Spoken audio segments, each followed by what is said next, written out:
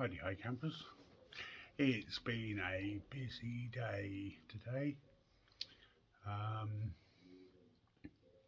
Started off with unfortunately losing that Maritanka Haku. Videoed her 9 o'clock in the evening, one evening, and the next day she was floating around the pond, bashed to hell, big bash and a graze on her head, lost scales, looked like bruising. So the only thing I can think of is that she got bashed about spawning. Got her into an isolation vat, salted her. She was originally floating around belly up, still breathing. Within a few hours she'd sort of righted herself and seemed to be improving. The next day was a vast improvement. The day after that she seemed fine, and this morning she was gone. So a little bit sad that. The only thing I can put it down to is that one of the bigger koi gave her a bit of a rough time spawning and beat her up a bit. So yeah, a little bit sad. I'm very gutted. Obviously, had to fish less than a week, but unfortunately it's one of those things. Did everything I could, but I think she'd probably taken a really heavy knock to the head. So that's that. On a happier note, we had some of the fry out today. I'll add a little video clip at the end of this. 150 fry in a bowl, and my god, some of those have put on some size considering I'm not heated in the few months that I've had them. Be looking to move some of those on very soon. Gives them some more room. Yeah, we put 150 in the bowl and it's getting a bit crowded, so we didn't pull any more out, but I reckon there was a good 100 plus still in the vat, and then I've got probably the best part 50 or 60 swimming around the pond as well. So still up there in the 300s. We've lost a few jumpers, a few haven't made it, just the way it goes. But overall, for my first time rearing small fry, I'm very happy with the results. There's some cracking fish in there, you'll see on the video. We didn't individually bowl any up, we didn't individually net any up, we just got them all in a bowl and had a look at the sizes. Some of them are already sort of 15 centimetres, I was going to say 150 millimetres, but 15 centimetres, about 6 inches. So that's really good. So plans are afoot to bottom train the fry tank and get that going. What else have I been up to today? Oh yeah, made myself some eazypod caps,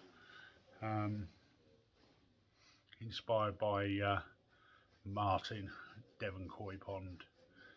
I needed a spare cap for one that was broken, and while that was off the eazypod, I decided to make some myself for another eazypod.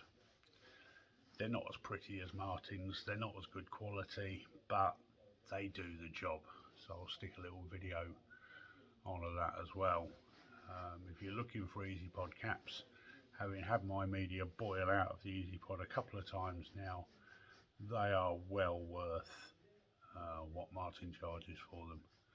So go and check out Martin at Devon Koi's channel and tell him I sent you, and tell him you want some eazypod caps. I think if you go on eBay, he sells them on eBay.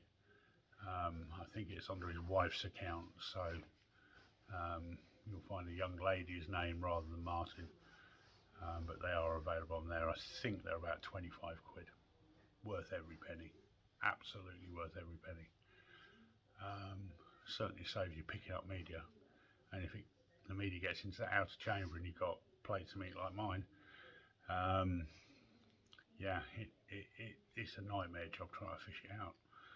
So just to save that alone once or twice is well worth it, because you can spend an hour picking media out of the outer chamber. So yeah, short one today. A little bit disappointed with the Saki Hikari pre-orders. There were a lot of people saying, yeah, put me down for a pre-order of Saki Hikari, and I think only 1 or 2 people have put in the pre-order. So that's not going to happen until, as I say, about 10 or 15 bags have been ordered. So if you did say yes, please nip along to skegnesspond and drop in your order. The sooner you do that, the sooner I can get them ordered, the sooner I can fulfill everybody's orders. Obviously, I don't want to keep people waiting around for weeks and weeks and weeks for it. If it gets into 2 or 3 weeks, I shall just take them off the website and refund everyone their money. Or I shall get in the orders that have been placed and spend a small fortune either going and picking it up or having it shipped. Yeah, they do charge a lot for shipping if you don't hit their minimum order value. So yeah, I mean, it is what it is. Everybody is shouting for Saki Hikari, and yeah, I've done it a little bit cheaper than most. People don't seem to have done what they said, but we'll see what happens in the next week or so. If I haven't made the grade by then, I will stick in a small order, cover the ones that have done the pre-orders, and then I will take it off the website. I'm not going to sit on tons of stock that isn't going to sell. I'd rather put the money into things that are going to sell, which at the moment seems to be a lot of the Evolution Aqua stuff and pipe fittings and that sort of thing. The JPD is still selling quite well. I thought the Saki Hikari would do equally as well. Yes, buying it in small quantities is more expensive, but that's just the way it is. I have emailed Saki Hikari to find out who the distributor is for the 15 kilo sacks, and they haven't even emailed me back after a week, so a little bit disappointed with that. If anyone knows who the distributor is for the 15 kilo sacks of Saki, please drop me a message and let me know, and I'll have a chat with them and see what I can do on that basis.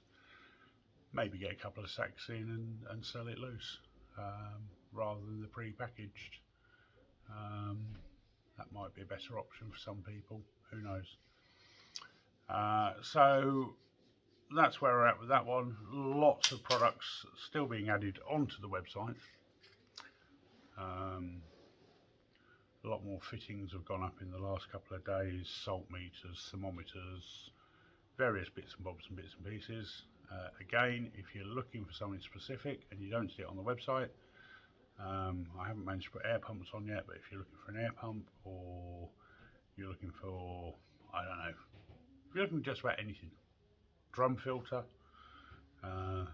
pressure filter, box filter, small pumps, big pumps, you know, you name it, drop me a message, and I'll look at what you've been quoted for it and see if we can't shave a few pounds off it for you. Every little bit helps at the moment. So unless it's something that I have to sell at a recommended retail, I'll see if I can shave you a few pennies off. There are certain things that even with recommended retail I can do a little bit on,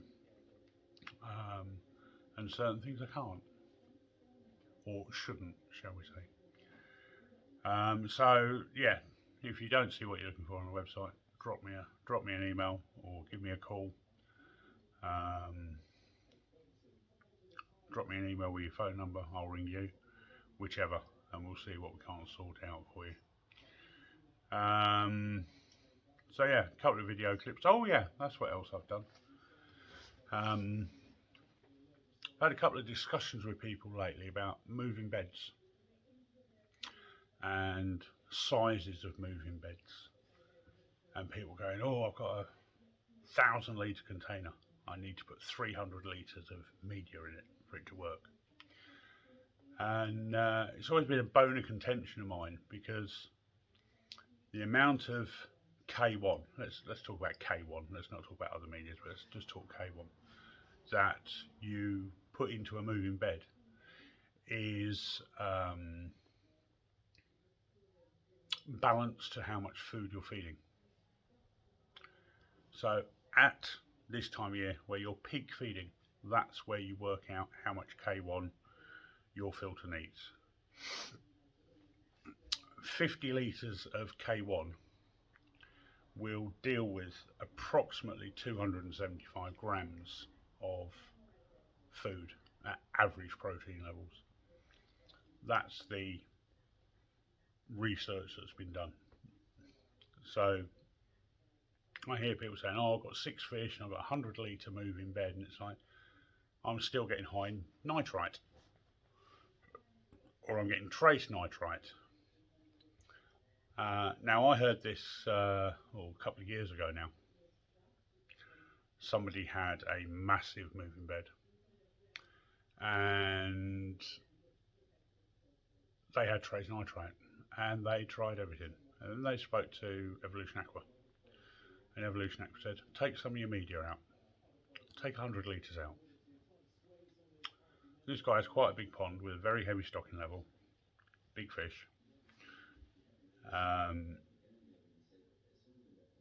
within a couple of weeks that trace nitrite had gone. He'd got too much media, and basically what happens when you have too much media is you end up with a very weak biofilm. So the biofilm is spread too thinly over too much media, and there's no real competition for the bacteria. So the bacteria don't become stronger. So as you guys know, I've got 2 massive filter chambers, 1,000-litre filter chambers, and I've just put the sieve on. And about a week or so ago I thought, I wonder, there was nothing wrong with my water, but I thought I'd do a test. And my moving bed had about 250 litres of K1 in it. A mix of K1 micro, K1, Helix 13, Coldness, KK1000, and a generic sort of K1 off of eBay. And I thought, I wonder, now my stocking level, must have 200 fish in my pond. It's 25,000 litres. When I go to feed the fish, I throw in 4 handfuls of fairly high protein food and 4 handfuls of mealworms. And I do that 5-6 times a day, and then in between that the auto feeder goes off 5 times a day, so they're literally constantly being fed. So it's a lot of food going in, a lot of food. And when I was doing the sieve, I decided to totally strip down and clean all the filter bays. So when I was putting the media, I put all the media from the moving bed into the static bed and gave all the moving bed a really good clean, drained it all down, cleaned any sediment out of the bottom. I wanted to make sure everything was squeaky clean. And then when I put my moving bed back together, I put 120 litres of media in there. That's all I put in a 1,000 litres of chamber.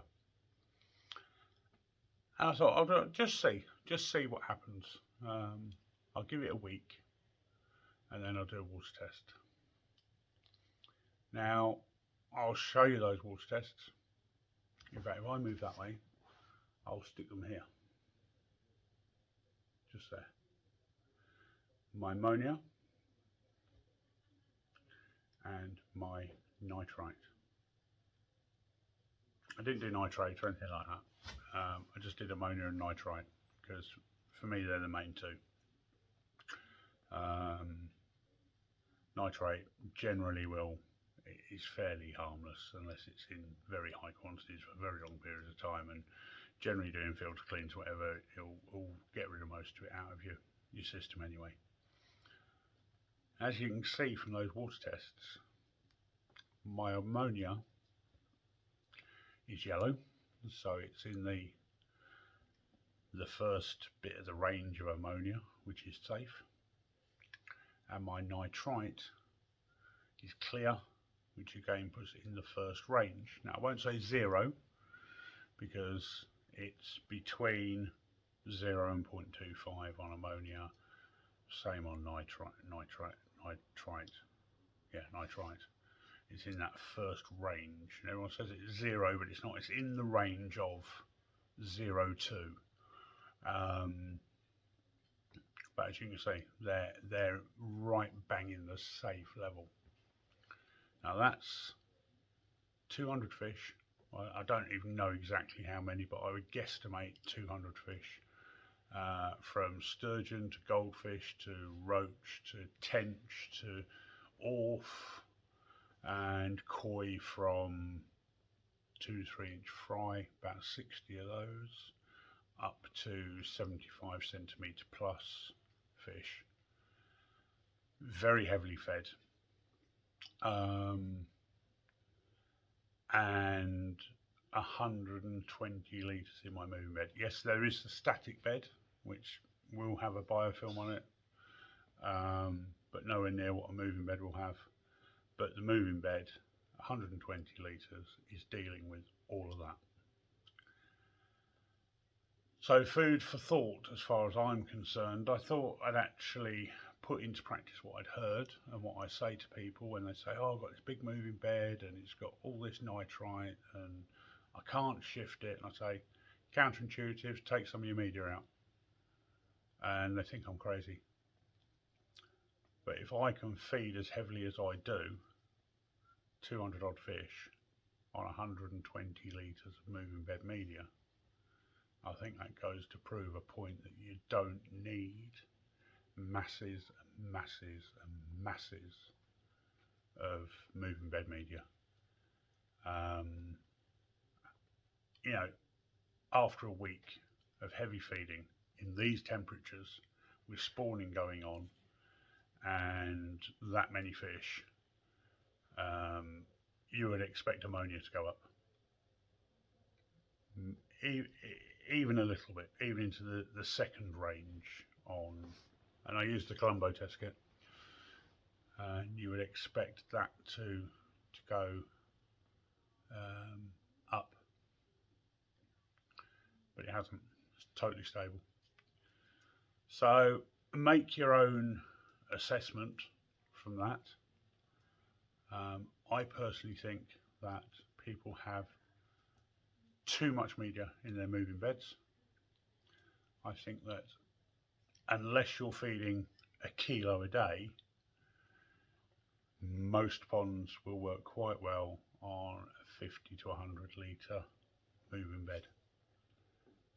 As I said, the research that I've seen shows that K1, standard K1, not K1 plus, not K1 micro, standard K1 will deal with about 250 grams of food a day. So have a think about what you're feeding and how big your moving bed is, and think, do I need that much media in it? Am I getting little nitrite spikes? It could well be you've got too much media. And let's face it, the more media you put in, the more energy you've got to use on an air pump to move it about. So you might even be able to go down the size of air pump, who knows?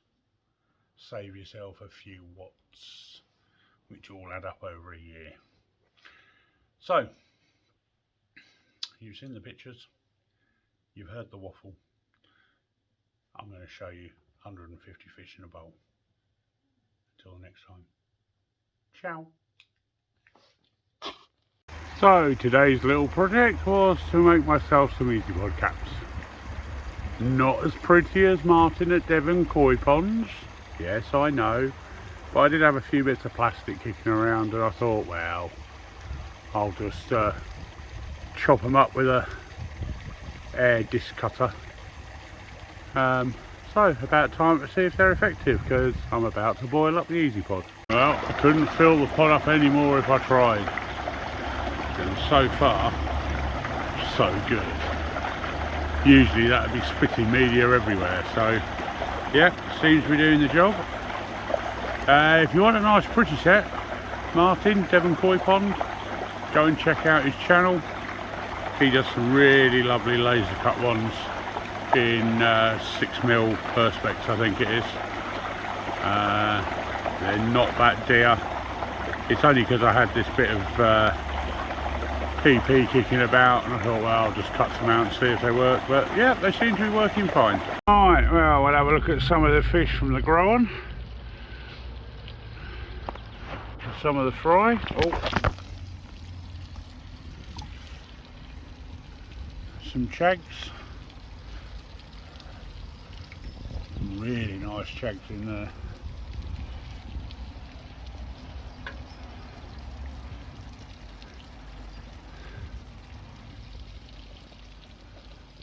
They're coming on quite nicely. Some of these are, I don't know, 10, 11, 12 centimetres now. Well, that Ginrin down there and the Shiro are the ones I picked up on Sunday. I think they were about 14, 15 centimetres. So I'll give you an idea of the size of them. Some of these will have to be moved on soon. Looks like a soragoi there. Might be a soragoi. If that's a soragoi, that's staying with me.